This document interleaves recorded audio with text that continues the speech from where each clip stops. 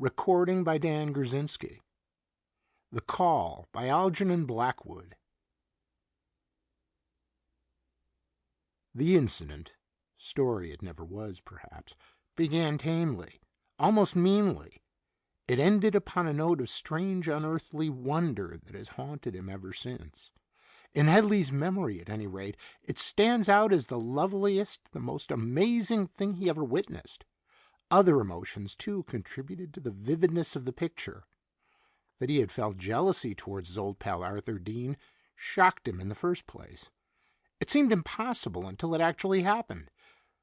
But that the jealousy was proved afterwards to have been without a cause shocked him still more. He felt ashamed and miserable. For him, the actual incident began when he received a note from Mrs. Blondin asking him to the Priory for a weekend, or for longer if he could manage it. Captain Arthur Dean, she mentioned, was staying with her at the moment, and a warm welcome awaited him. Iris, she did not mention, Iris Manning, the interesting and beautiful girl for whom it was well known he had a considerable weakness. He found a good-sized house party. There was fishing in the little Sussex River, tennis, golf not far away, while 2 motor cars brought the remoter country across the downs into easy reach. Also, there was a bit of duck shooting for those who cared to wake at 3 a.m. and paddle upstream to the marshes where the birds were feeding. "Have you brought your gun?" was the first thing Arthur said to him when he arrived. "Like a fool, I left mine in town." "I hope you haven't," put in Miss Manning, "because if you have, I must get up one fine morning at 3 o'clock. She laughed merrily, and there was an undernote of excitement in the laugh. Captain Headley showed his surprise. "That you were a Diana had escaped my notice, I'm ashamed to say," he replied lightly. "Yet I've known you some years, haven't I?" He looked straight at her, and the soft yet searching eye, turning from his friend, met his own securely. She was appraising him for the 100th time, and he, for the 100th time, was thinking how pretty she was, and wondering how long the prettiness would last after marriage. "I'm not," he heard her answer. "That's just it. But I've promised." "Rather," said Arthur gallantly, "and I shall hold you to it," he added, still more gallantly. Too gallantly, Headley thought. "I couldn't possibly get up at cock-crow without a very special inducement, could I now? You know me, Dick." "Well, anyhow, I've brought my gun," Headley replied evasively, "so you've no excuse, either of you.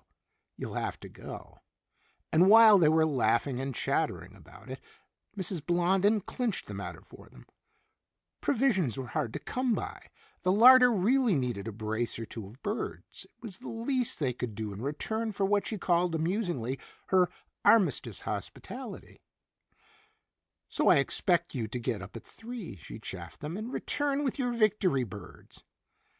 It was from this preliminary skirmish over the tea-table on the loft 5 minutes after his arrival that Dick Headley realized easily enough the little game in progress. As a man of experience, just on the wrong side of 40, it was not difficult to see the cards each held. He sighed. Had he guessed an intrigue was on foot, he would not have come. Yet he might have known that wherever his hostess was, there were the vultures gathered together. Matchmaker by choice and instinct, Mrs. Blondin could not help herself. True to her name, she was always balancing on matrimonial tight-ropes for others. Her cards, at any rate, were obvious enough. She had laid them on the table for him. He easily read her hand. The next 24 hours confirmed his reading. Having made up her mind that Iris and Arthur were destined for each other, she had grown impatient.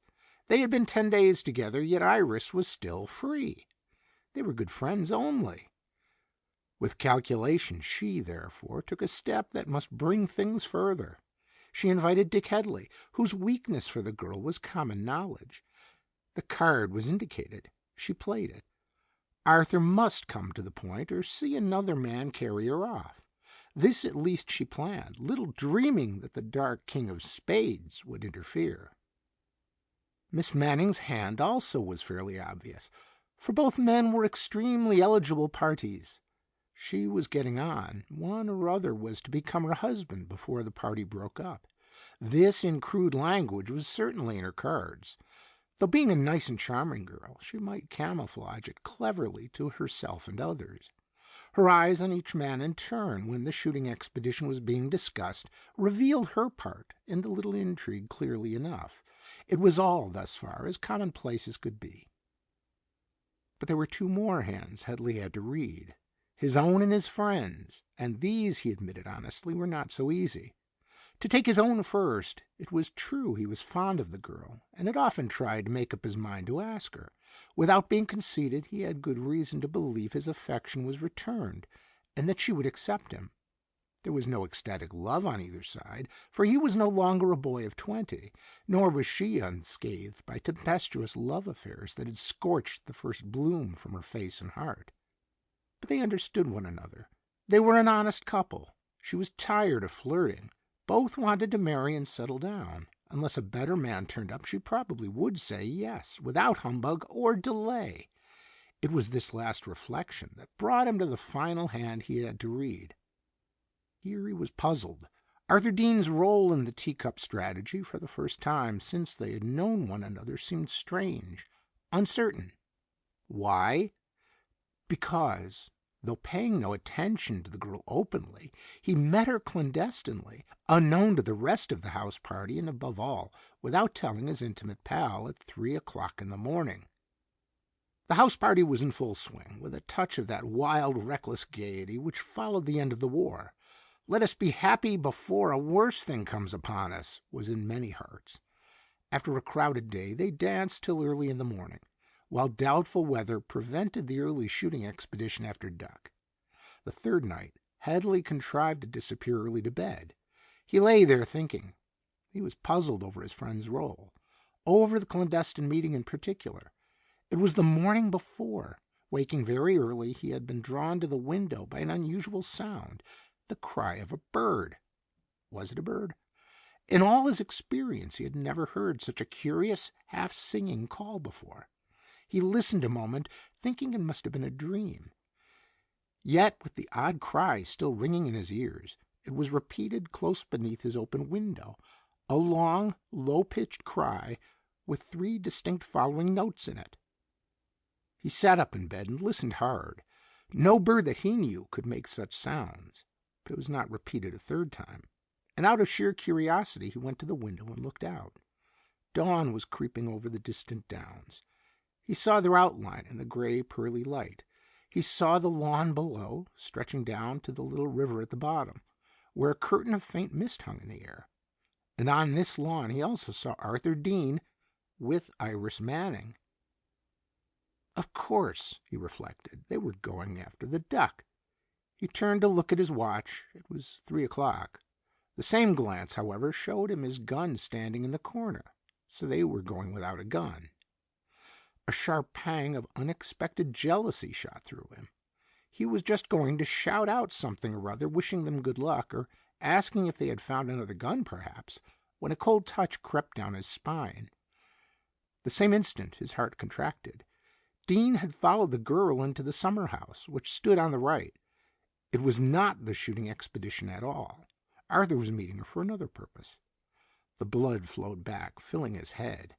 He felt an eavesdropper, a sneak, a detective, but for all that, he felt also jealous, and his jealousy seemed chiefly because Arthur had not told him. Of this, then, he lay thinking in bed on the third night. The following day he had said nothing, but had crossed the corridor and put the gun in his friend's room. Arthur, for his part, had said nothing either.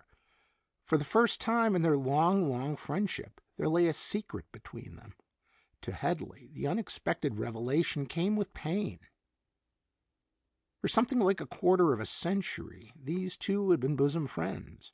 They had camped together, been in the army together, taken their pleasure together, each the full confidant of the other, in all the things that go to make up men's lives. Above all, Headley had been the one and only recipient of Arthur's unhappy love story. He knew the girl, knew his friend's deep passion, and also knew his terrible pain when she was lost at sea. Arthur was burned out, finished, out of the running so far as marriage was concerned. He was not a man to love a second time. It was a great and poignant tragedy. Headley, as confidant, knew all. But more than that, Arthur, on his side, knew his friend's weakness for Iris Manning, knew that a marriage was still possible and likely between them. They were true as steel to one another, and each man, oddly enough, had once saved the other's life, thus adding to the strength of a great natural tie. Yet now one of them, feigning innocence by day, even indifference, secretly met his friend's girl by night, and kept the matter to himself. It seemed incredible. With his own eyes, Headley had seen him on the lawn, passing in the faint gray light through the mist into the summer house, where the girl had just preceded him. He had not seen her face, but he had seen the skirt sweep round the corner of the wooden pillar. He had not waited to see them come out again. So he now lay wondering what role his old friend was playing in this little intrigue that their hostess, Mrs. Blondin, helped to stage. And oddly enough, one minor detail stayed in his mind with a curious vividness. As naturalist, hunter, nature lover, the cry of that strange bird with its 3 mournful notes perplexed him exceedingly. A knock came at his door, and the door pushed open before he had time to answer. Dean himself came in. "Wise man," he exclaimed in an easy tone. "Got off to bed. Iris was asking where you were." He sat down on the edge of the mattress, where Headley was lying with a cigarette and an open book he had not read. The old sense of intimacy and comradeship rose in the latter's heart. Doubt and suspicion faded. He prized his great friendship. He met the familiar eyes. "Impossible," he said to himself. "Absolutely impossible. He's not playing a game. He's not a rotter." He pushed over his cigarette case, and Arthur lighted one. "Done in," he remarked shortly with the first puff. "Can't stand it any more. I'm off to town tomorrow." Headley stared in amazement. "Fed up already?" he asked. "Why, I rather like it. It's quite amusing. What's wrong, old man?" "This matchmaking," said Dean bluntly. "Always throwing that girl at my head.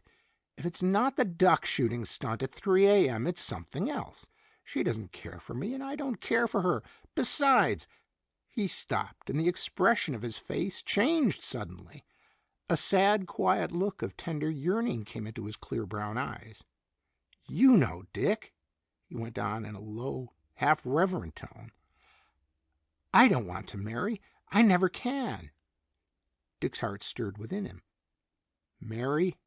he said understandingly. The other nodded, as though the memories were still too much for him. "I'm still miserably lonely for her," he said. "Can't help it, simply. I feel utterly lost without her. Her memory to me is everything." He looked deep into his pal's eyes. "I'm married to that," he added very firmly. They pulled their cigarettes a moment in silence. They belonged to the male type that conceals emotion behind schoolboy language. "It's hard luck," said Headley gently. "Rotten luck, old man, I understand." Arthur's head nodded several times in succession as he smoked. He made no remark for some minutes. Then presently he said, as though it had no particular importance, for thus old friends show frankness to each other, "Besides, anyhow, it's you the girl's dying for, not me. She's blind as a bat, old Blondin. Even when I'm with her, thrust with her by that old matchmaker for my sins, it's you she talks about. All the talk leads up to you and yours. She's devilish fond of you." He paused a moment and looked searchingly into his friend's face. "I say, old man, do you mean business there? Because, excuse me interfering, but you'd better be careful. She's a good sort, you know, after all." "Yes, Arthur, I do like her a bit," Dick told him frankly, "but I can't make up my mind quite. You see, it's like this." And they talked the matter over as old friends will, until finally Arthur chucked his cigarette into the grate and got up to go. "Dead to the world," he said with a yawn. "I'm off to bed. Give you a chance, too," he added with a laugh. It was after midnight. The other turned as though something had suddenly occurred to him. "By the by, Arthur," he said abruptly, "what bird makes this sound? Heard it the other morning. Most extraordinary cry. You know everything that flies. What is it? and to the best of his ability he imitated the strange three-note cry he had heard in the dawn 2 mornings before. To his amazement and keen distress, his friend, with a sound like a stifled groan, sat down upon the bed without a word. He seemed startled. His face was white. He stared. He passed a hand as in pain across his forehead. "Do it again," he whispered in a hushed, nervous voice. "Once again. For me." And Headley, looking at him, repeated the queer notes, a sudden revulsion of feeling rising through him. "He's fooling me after all," ran in his heart. "My old pal." There was silence for a full minute. Then Arthur, stammering a bit, said lamely, a certain hush in his voice still, "Where in the world did you hear that? And when?" Dick Headley sat up in bed. He was not going to lose this friendship, which to him was more than the love of woman.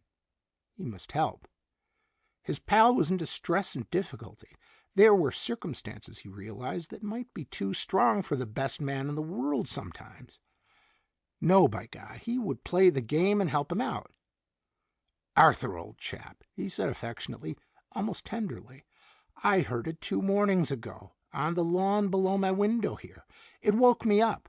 I went to look 3 in the morning about." Arthur amazed him then. He first took another cigarette and lit it steadily. He looked round the room vaguely, avoiding, it seemed, the other's eyes. Then he turned, pain in his face, and gazed straight at him. "You saw nothing?" he asked in a louder voice, but a voice that had something very real and true in it. It reminded Headley of the voice he heard when he was fainting from exhaustion and Arthur had said, "Take it, I tell you, I'm all right," and had passed over the flask. Though his own throat and sight and heart were black with thirst, it was a voice that had command in it, a voice that did not lie, because it could not, yet did lie and could lie when occasion warranted. Headley knew a second's awful struggle. "Nothing," he answered quietly after his little pause. "Why?" For perhaps 2 minutes his friend hid his face. Then he looked up. "Only," he whispered, "because that was our secret lover's cry. It seems so strange you heard it and not I. I felt her so close of late. Mary." The white face held very steady. The firm lips did not tremble, but it was evident that the heart knew anguish that was deep and poignant. "We used it to call each other in the old days. It was our private call. No one else in the world knew it but Mary and myself." Dick Headley was flabbergasted. He had no time to think, however. "It's odd you should hear it and not I," his friend repeated. He looked hurt, bewildered, wounded. Then suddenly his face brightened. "I know!" he cried suddenly. "You and I are pretty good pals. There's a tie between us and all that. Why, it's telepathy, or whatever they call it. That's what it is." He got up abruptly. Dick could think of nothing to say but to repeat the other's words. Of course, that's it," he said. "Telepathy." He stared anywhere but at his pal. "Night, night," he heard from the door, and before he could do more than reply in similar vein, Arthur was gone. He lay for a long time, thinking. He found it all very strange. Arthur in this emotional state was new to him. He turned it over and over. Well, he had known good men behave queerly when wrought up. That recognition of the bird's cry was strange, of course, but he knew the cry of a bird when he heard it, though he might not know the actual bird. That was no human whistle. Arthur was inventing. No, that was not possible. He was worked up then, over something, a bit hysterical perhaps. It had happened before, though, in a milder way when his heart attacks came on. They affected his nerves and head a little, it seemed. He was a deep sort, Dick remembered. Thought turned and twisted in him, offering various solutions, some absurd, some likely. He was a nervous, high-strung fellow underneath, Arthur was. He remembered that. Also, he remembered anxiously again that his heart was not quite sound, though what that had to do with the present tangle he did not see. Yet it was hardly likely that he would bring in Mary as an invention, an excuse. Mary, the most sacred memory in his life, the deepest, truest, best. He had sworn, anyhow, that Iris Manning meant nothing to him. Through all his speculations, behind every thought, ran this horrid working jealousy. It poisoned him. It twisted truth. It moved like a wicked snake through mind and heart. Arthur, gripped by his new absorbing love for Iris Manning, lied. He couldn't believe it. He didn't believe it. He wouldn't believe it. Yet jealousy persisted in keeping the idea alive in him. It was a dreadful thought. He fell asleep on it. But his sleep was uneasy with feverish, unpleasant dreams that rambled on in fragments without coming to conclusion. Then, suddenly, the cry of the strange bird came into his dream. He started, turned over, woke up. The cry still continued. It was not a dream. He jumped out of bed. The room was gray with early morning, the air fresh and a little chill. The cry came floating over the lawn as before. He looked out, pain clutching at his heart. 2 figures stood below, a man and a girl, and the man was Arthur Dean. Yet the light was so dim, the morning being overcast, that had he not expected to see his friend, he would scarcely have recognized the familiar form in that shadowy outline that stood close beside the girl. Nor could he perhaps have recognized Iris Manning. Their backs were to him. They moved away, disappearing again into the little summer house, and this time he saw it beyond question. The two were hand in hand. Vague and uncertain as the figures were in the early twilight, he was sure of that. The first disagreeable sensation of surprise, disgust, anger that sickened him turned quickly, however, into one of another kind altogether. A curious feeling of superstitious dread crept over him, and a shiver ran again along his nerves. "Hello, Arthur!" he called from the window. There was no answer. His voice was certainly audible in the summer house, but no one came. He repeated the call a little louder, waited in vain for 30 seconds, then came, the same moment, to a decision that even surprised himself. For the truth was, he could no longer bear the suspense of waiting. He must see his friend at once and have it out with him. He turned and went deliberately down the corridor to Dean's bedroom. He would wait there for his return and know the truth from his own lips. But also another thought had come. The gun. He had quite forgotten it. The safety catch was out of order. He had not warned him. He found the door closed but not locked. Opening it cautiously, he went in. But the unexpectedness of what he saw gave him a genuine shock. He could hardly suppress a cry. Everything in the room was neat and orderly.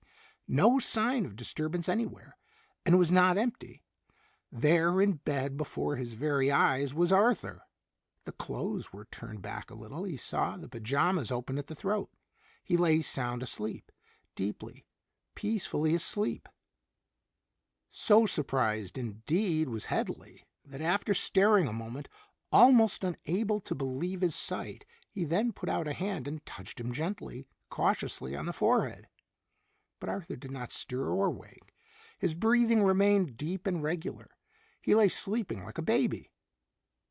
Headley glanced round the room, noticed the gun in the corner where he himself had put it the day before, and then went out, closing the door behind him softly. Arthur Dean, however, did not leave for London as he had intended, because he felt unwell and kept to his room upstairs. It was only a slight attack, apparently, but he must lie quiet. There was no need to send for a doctor. He knew just what to do. These passing attacks were common enough. He would be up and about again very shortly. Headley kept him company, saying no single word of what had happened. He read aloud to him, chatted and cheered him up. He had no other visitors. Within 24 hours he was himself once more. He and his friend had planned to leave the following day. But Headley, that last night in the house, felt an odd uneasiness and could not sleep. All night long he sat up reading, looking out of the window, smoking in a chair where he could see the stars and hear the wind and watch the huge shadow of the downs. The house lay very still as the hours passed. He dozed once or twice. Why did he sit up in this unnecessary way? Why did he leave his door ajar so that the slightest sound of another door opening or of steps passing along the corridor must reach him? Was he anxious for his friend? Was he suspicious? What was his motive? What his secret purpose? Headley did not know and could not even explain it to himself. He felt uneasy, that was all he knew. Not for worlds would he have let himself go to sleep or lose full consciousness that night. It was very odd. He could not understand himself. He merely obeyed a strange deep instinct that bade him wait and watch. His nerves were jumpy. In his heart lay some unexplicable anxiety that was pain. The dawn came slowly. The stars faded one by one. The line of the downs showed their grand bare curves against the sky. Cool and cloudless, the September morning broke above the little Sussex pleasure house. He sat and watched the east grow bright. The early wind brought a scent of marshes and the sea into his room. Then suddenly it brought a sound as well, the haunting cry of the bird with its 3 following notes. And this time there came an answer. Headley knew then why he had sat up. A wave of emotion swept him as he heard, an emotion he could not attempt to explain. Dread, wonder, longing seized him. For some seconds he could not leave his chair because he did not dare to. The low-pitched cries of call and answer rang in his ears like some unearthly music. With an effort he started up, went to the window and looked out. This time the light was sharp and clear. No mist hung in the air. He saw the crimsoning sky reflected like a band of shining metal in the reach of river beyond the lawn. He saw dew on the grass, a sheet of pallid silver. He saw the summer house, empty of any passing figures. For this time the 2 figures stood plainly in view before his eyes upon the lawn. They stood there, hand in hand, sharply defined, unmistakable in form and outline. Their faces, moreover, turned upwards to the window where he stood, staring down in pain and amazement at them, at Arthur Dean and Mary. They looked into his eyes. He tried to call, but no sound left his throat. They began to move across the dew-soaked lawn. They went, he saw, with a floating, undulating motion towards the river shining in the dawn. Their feet left no marks upon the grass. They reached the bank, but did not pause in their going. They rose a little, floating like silent birds across the river. Turning in midstream, they smiled towards him, waved their hands with a gesture of farewell. Then, rising still higher into the opal dawn, their figures passed into the distance slowly, melting away against the sunlit marshes and the shadowing downs beyond. They disappeared.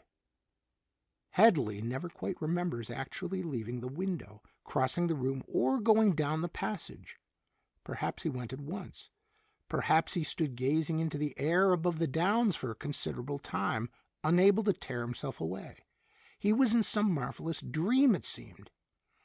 The next thing he remembers, at any rate, was that he was standing beside his friend's bed, trying in his distraught anguish of heart to call him from that sleep which, on earth, knows no awakening. End of The Call.